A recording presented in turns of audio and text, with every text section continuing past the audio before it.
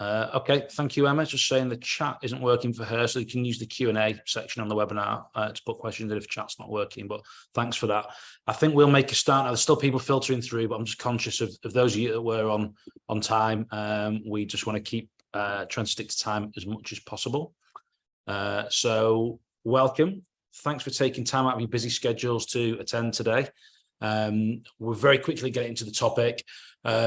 Still people joining, but we'll just start. There's no hard sell or any agency sort of intro here. We're just here to share some learnings that we hope will be useful to everyone. So got a really mixed audience today in terms of organizations, sectors, job roles, but clearly everyone's got an appetite to better understand the extremely volatile and ever-changing nature of the modern media newsroom. So, you know, we're pleased to welcome former colleagues, current clients, past clients, friendly competitor agencies, etc. So welcome everyone. Just a reminder, keep yourself on mute, use Q&As if chat's not working to ask questions. We will come on to questions at the end. We are recording the session. We'll share it with you afterwards along with the feedback form. So we shall begin.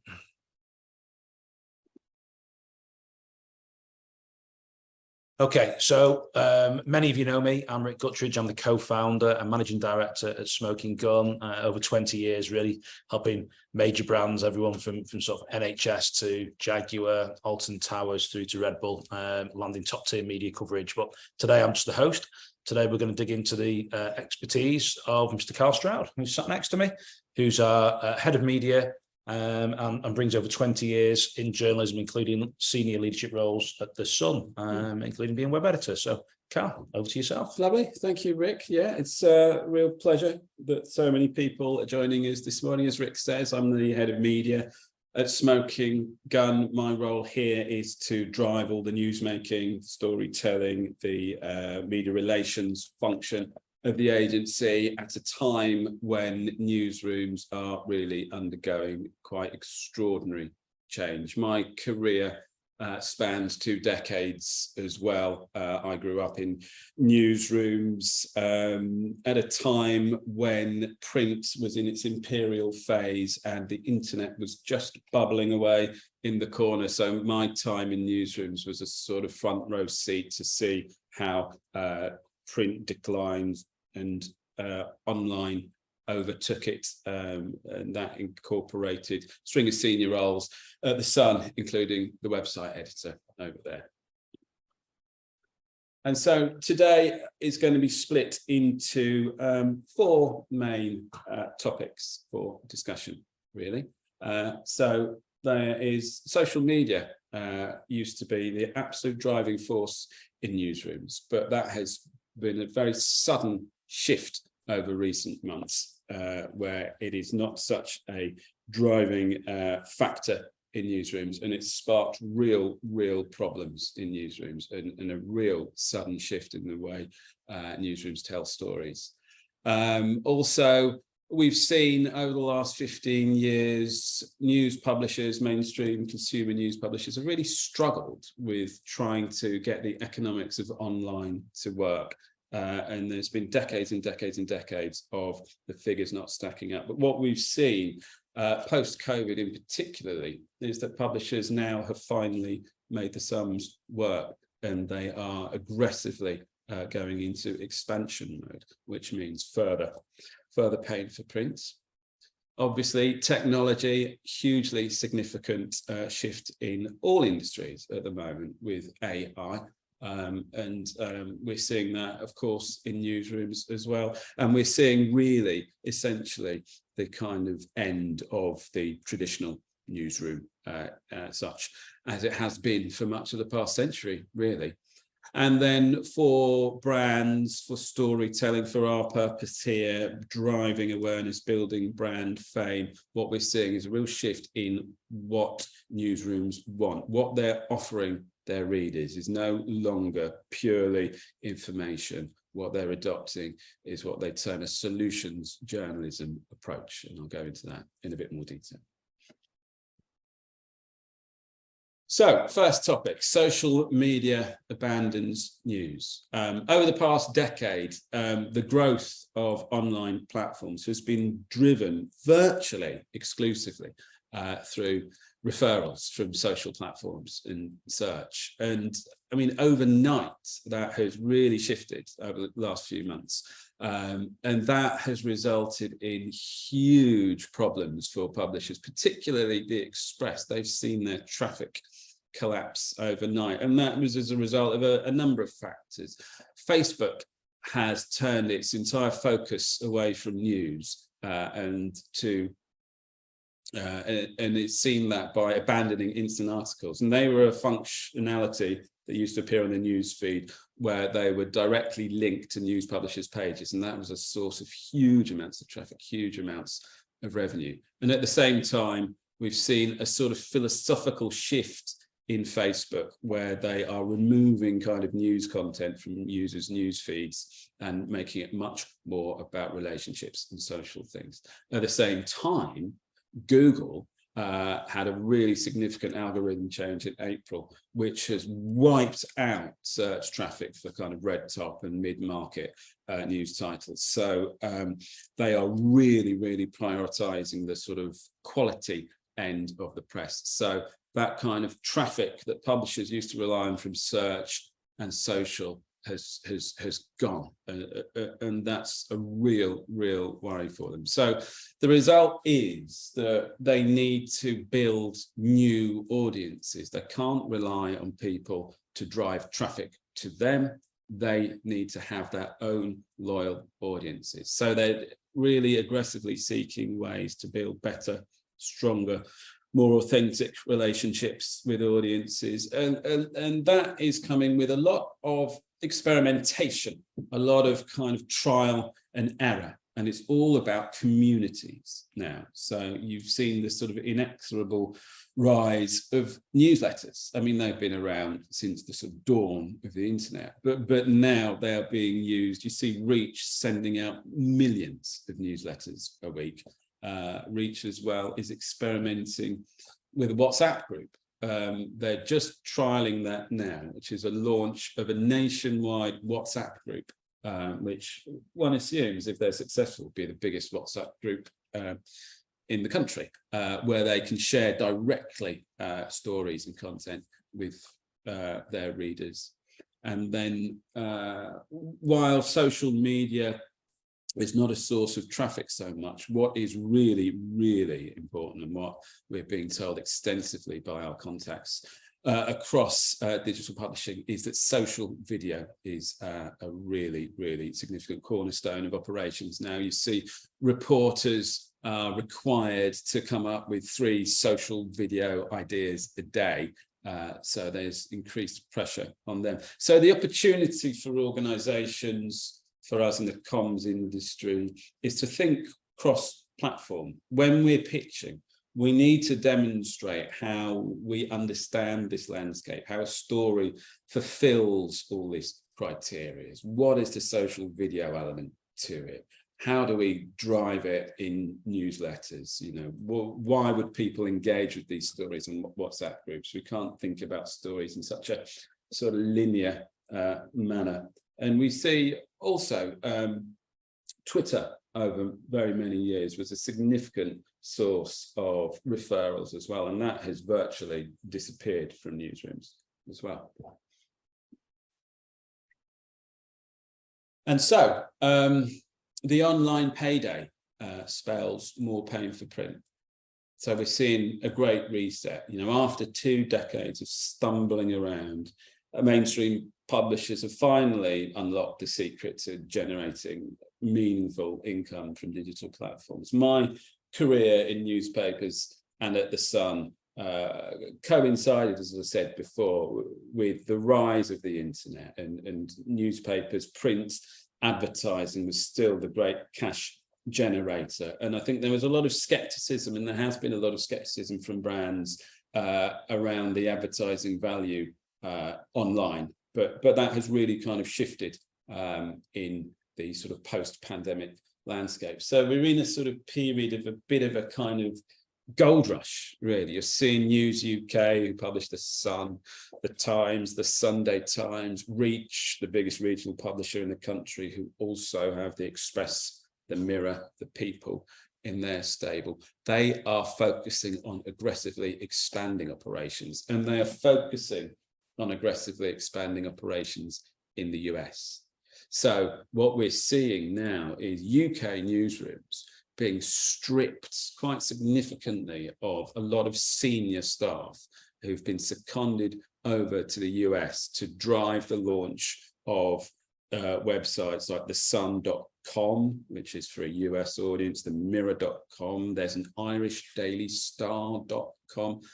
So huge focus on that. But at the same time, as this aggressive US expansion, there remains endless kind of cost cutting, and that is really sort of hitting print in particular. And it's kind of accelerating. The Sunday Mirror's had its freelance budget entirely slashed, meaning it's a newspaper that won't pay for stories, which is an extraordinary kind of thing. While we're been told recently that redundancies at Reach are going to continue, and there's going to be a third of the workforce slashed there. So what we're seeing here is kind of very much fewer reporters in UK newsrooms, disappearing budgets, and more pressure from these journalists. So it's a case of brands, organizations building more trust with journalists. There are fewer of these people around. There's an extraordinary statistic recently from Press Gazette that there are 9,000 more PRs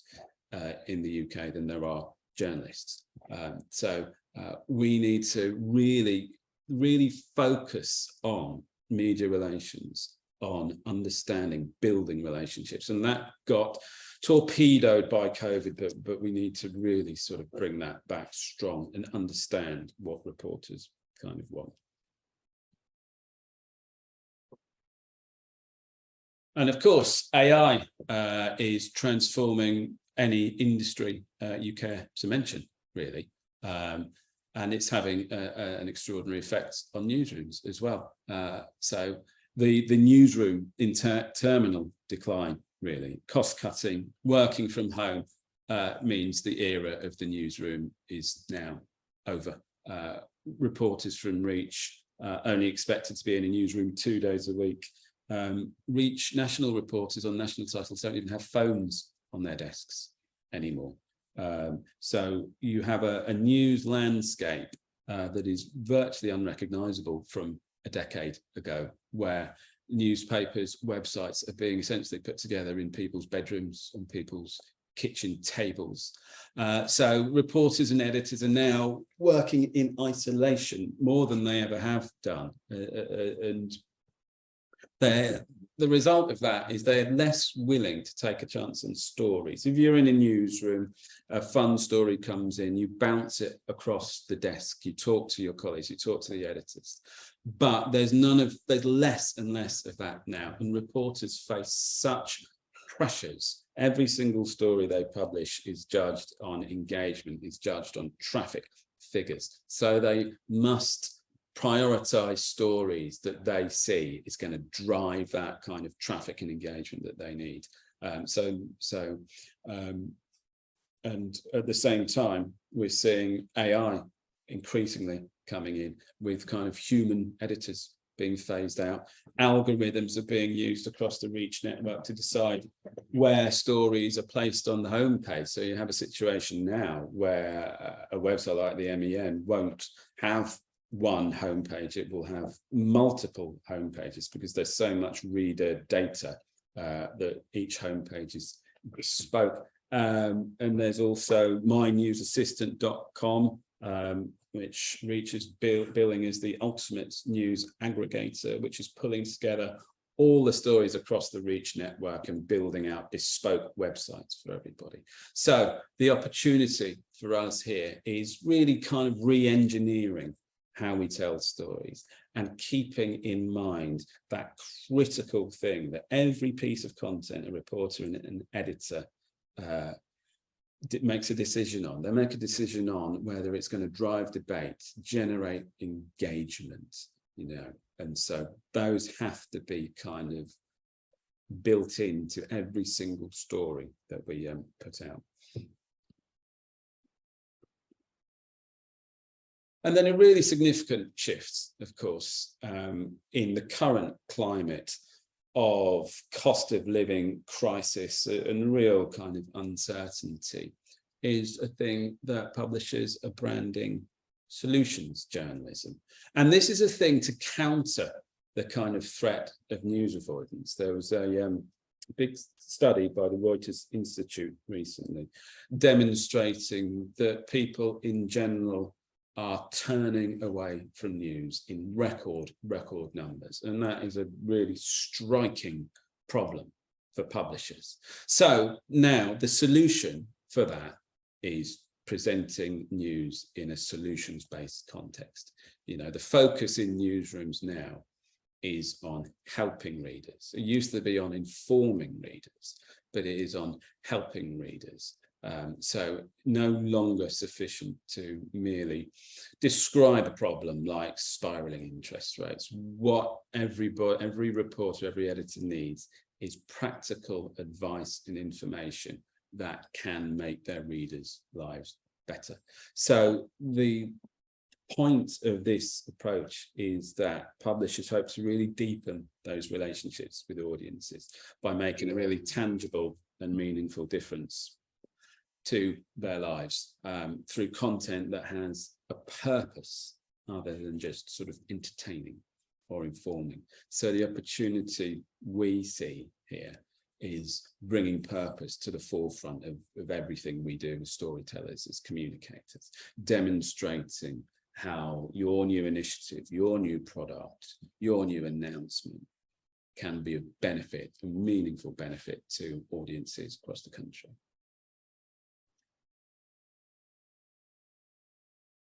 And so to conclude, we remain in a period of astonishing, unprecedented. I know that the phrase unprecedented is overused to an astonishing degree, but it is really appropriate here. The news landscape is not going to settle down in this lifetime. It's absolutely not. There's never been a more turbulent time to be in the journalism industry and by extension the comms industry, because there is so much experimentation going on here. There is so much change in the way newspapers operate, the way reporters operate, what kind of content they're looking for. And I think that's the most kind of significant shift, really, is that stories have to really adopt a number of different functions that they never have done before. And that is a kind of critical takeout, I think, from this session, is the sort of reframing of storytelling. And I'll hand you over to Rick. Yeah, thanks, Carl. So we kept the presentation element short and sharp on purpose. We wanted to keep this to half an hour, folks, respecting your time. But rest assured, we've got a ton more insight that we can share. Obviously, some of the other sort of topics we picked out some really nice insight on from our sort of recent conversations with very, very senior newspaper industry execs. So everything from the sort of the rise, the fall, the importance of audience teams, and that link with sort of search data and the dashboard mentality on the news room, unexpected titles at turbocharging reach, and it's just a really interesting time when Carl talks about the turbulent times.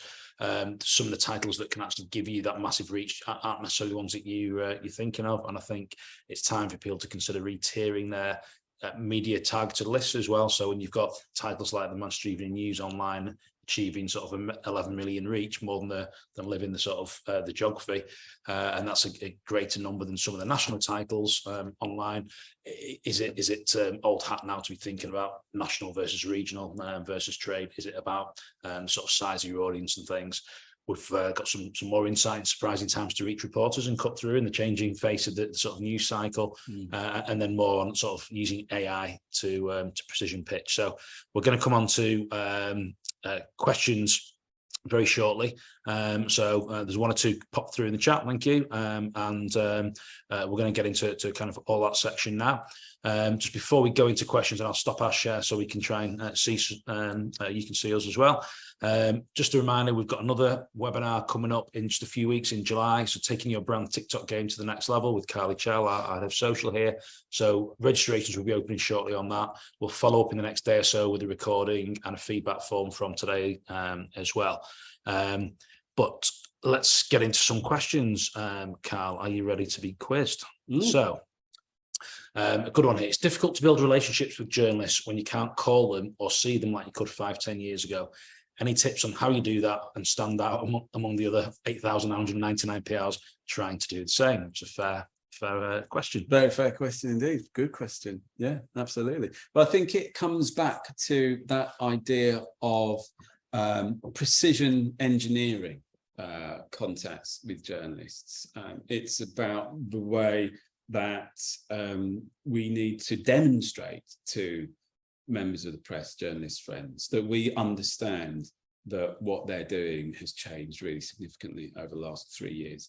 And we do that by pitching more selectively, by demonstrating to them that we understand what they write about, why they write about it, and why that drives engagement for them. So it requires, I think, a retreat from that kind of blanket sort of pray and spray approach to a much more kind of laser focused and targeted thing. And that's when you start building those relationships. You build that trust when a reporter and a journalist can really see that you demonstrably understand what kind of content works for them, rather than just firing it out and hoping against the sort of 8,999 other people who sent them an email that day that it's going to land. So it's about kind of building out media lists in a much more kind of tactical way, and really going back to that kind of bread and butter thing of understanding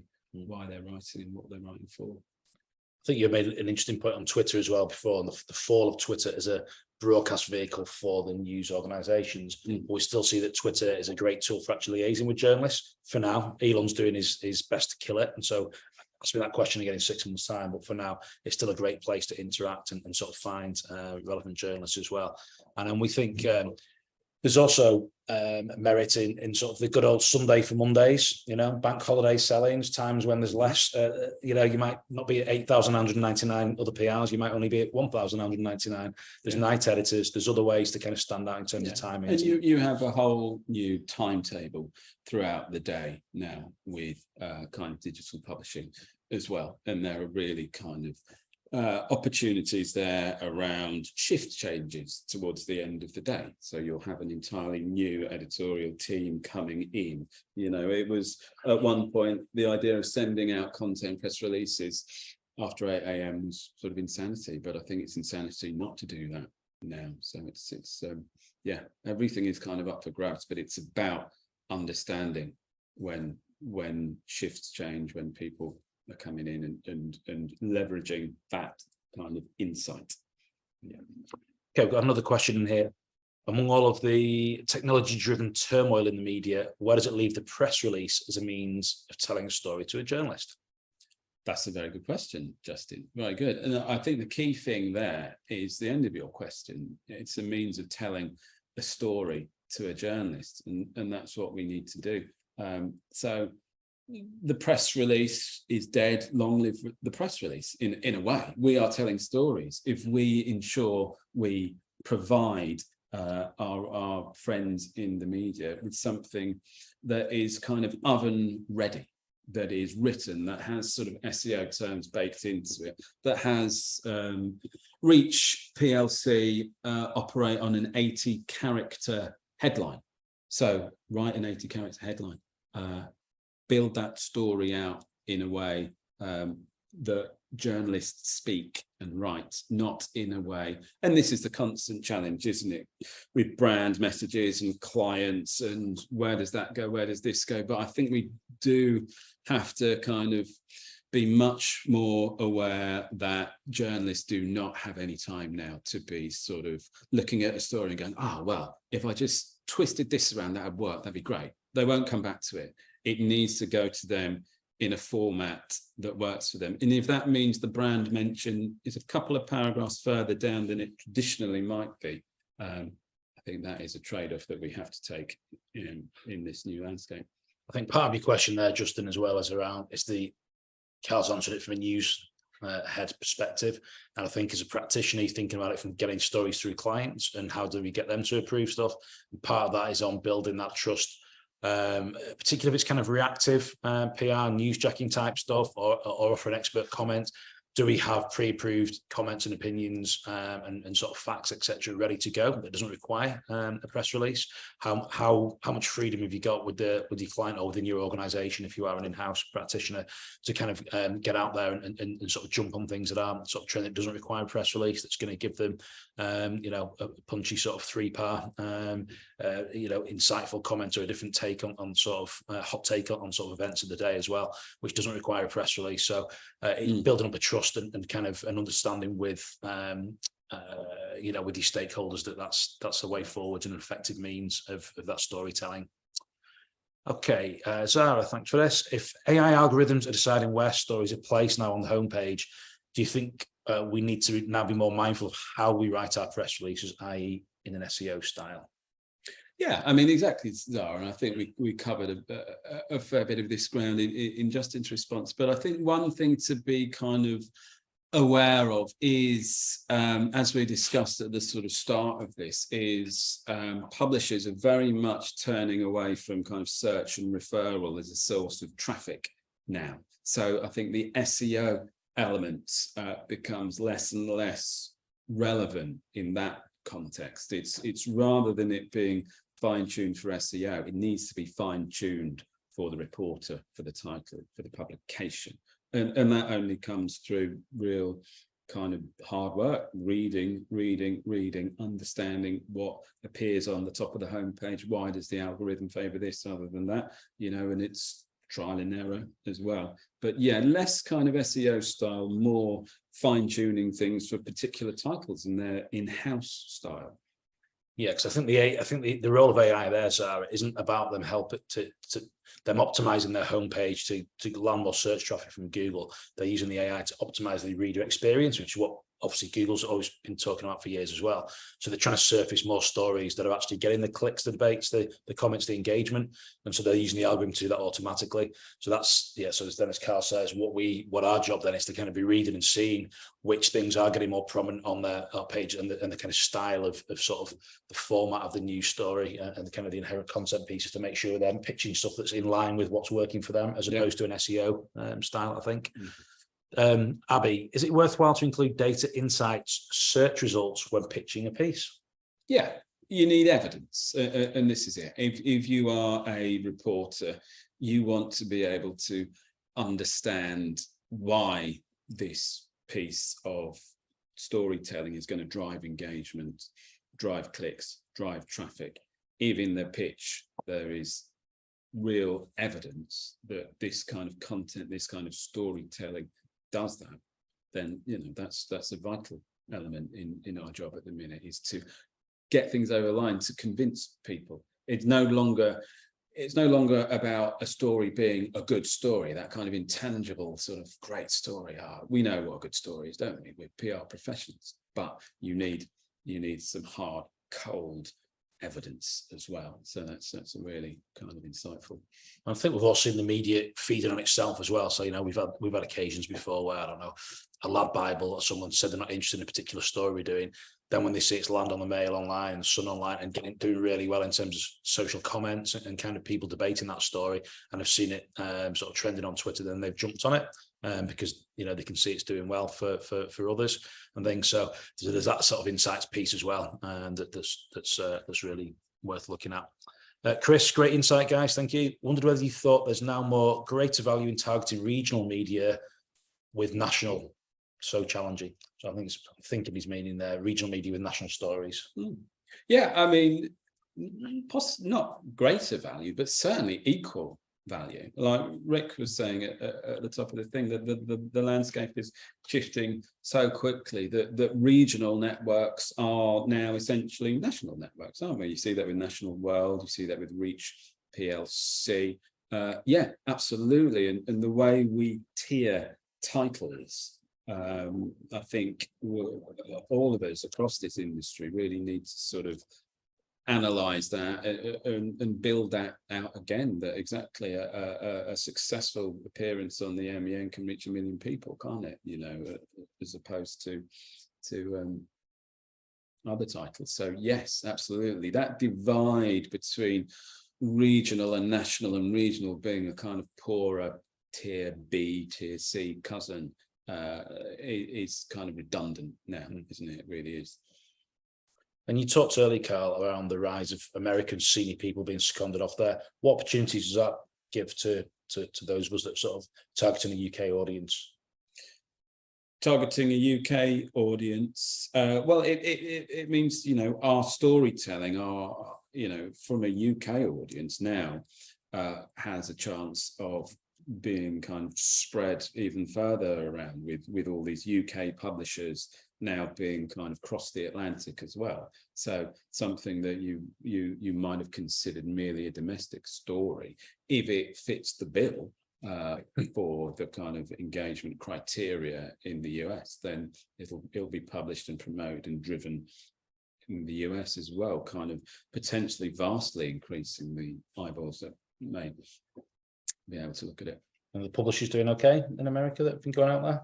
So sort of, it's a kind of rocky start over there, especially with the Reach titles. We understand Jim Mullen, the chief executive, was out there in New York knocking heads together recently. The traffic for the Express and the Mirror US hasn't been as expected. So they're under a lot of pressure to kind of get these eyeballs in. I think Reach are playing considerable catch up. The Sun has been operating a US operation for a good 2 or 3 years now and have done very, very successfully over there. And Reach often are in the kind of catch up thing. And yeah, they are again.